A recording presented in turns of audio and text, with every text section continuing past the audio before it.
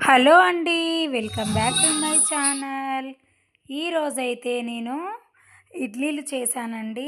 ఎలా చేశానో చూడండి. నేనైతే ఒకటి బీట్రూట్ ఇడ్లీ, ఇంకొకటైతే క్యారెట్ ఇడ్లీ చేసేసాను. మా పిల్లలైతే ఎంతో ఇష్టంగా తిన్నారండి ఈ ఇడ్లీలైతే. నేను ఈ ఇడ్లీల కోసం ఏం ప్రాసెస్ ఫాలో అయ్యానో మీకు చూపిస్తాను. మీరు కూడా ఇదే విధంగా చేసి పెట్టారనుకోండి మీ పిల్లలకైతే ఆరోగ్యానికి ఎంతో మంచిదండి. పిల్లలు ఏంటంటే పచ్చి క్యారెట్, బీట్రూట్ కట్ చేసి ఇచ్చి తినమంటే అస్సలు తినమని చాలా మారం చేస్తారు కదా! అలాంటి పిల్లలకైతే ఇది మంచి రెసిపీ అని చెప్పవచ్చు.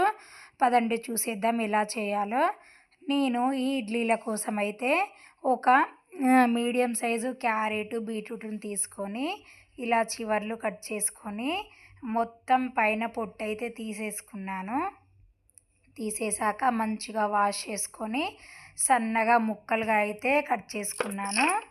కట్ చేసుకున్నాక ఈ క్యారెట్‌ను, బీట్రూట్‌ను మిక్సీ జార్‌లో వేసుకొని మంచిగా మెత్తగా అయితే ఇలా మిక్సీ పట్టుకున్నాను. నేను ఇడ్లీ పిండిని ఏంటంటే 2 భాగాలుగా డివైడ్ చేసుకున్నాను.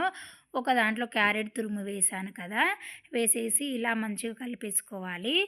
ఇంకొకసారి ఈ బీట్రూట్ ముక్కలన్నీ మిక్సీ జార్‌లో వేసుకొని వీటిని కూడా మంచిగా మెత్తగా మిక్సీ అయితే పట్టుకోవాలి. ఈ పేస్ట్‌ని ఇంకొక ఇడ్లీ పిండిలో వేసేసుకోవాలి. ఇలా 2 భాగాలుగా చేసుకొని దాంట్లో క్యారెట్, దీంట్లో బీట్రూట్ వేసుకొని మంచిగా ఇడ్లీలు వేయడానికి పిండి మంచిగా ఉండే విధంగా కొంచెం లూజ్‌గా ఉండేటట్లు కొంచెం వాటర్ అయితే వేసుకొని ఇలా మంచిగా మిక్స్ చేసుకోవాలి. చూడండి నేను చేసిన విధంగా మీరు కూడా చేయండి.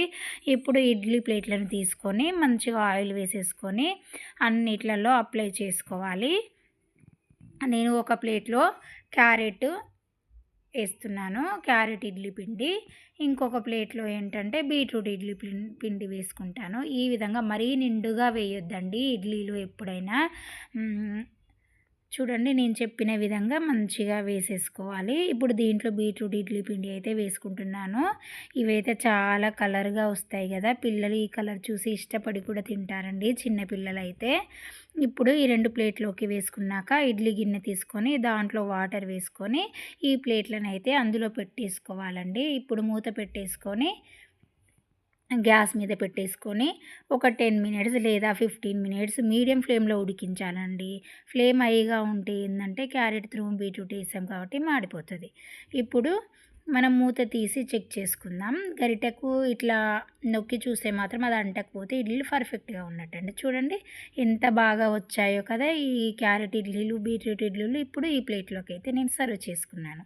తర్వాత ఒక బౌల్లో మంచిగా పల్లీ చట్నీతోటి సర్వ్ చేసుకొని తింటే కనుక ఆ టేస్ట్ అయితే చాలా అంటే చాలా బాగుంటుందండి. చూడండి ఎంత సాఫ్ట్గా వచ్చాయో. ఏం మంచిగా నార్మల్ ఇడ్లీలు ఎలా వస్తాయో ఈ ఇడ్లీలు కూడా అలాగే వచ్చాయండి. పిల్లలైతే చాలా ఇష్టపడి తిన్నారు. ఈ రెసిపీ కనుక మీకు నచ్చినట్లయితే please subscribe my channel friends. మీరు కూడా తప్పక ట్రై చేసి టేస్ట్ అయితే ఎలా వచ్చిందో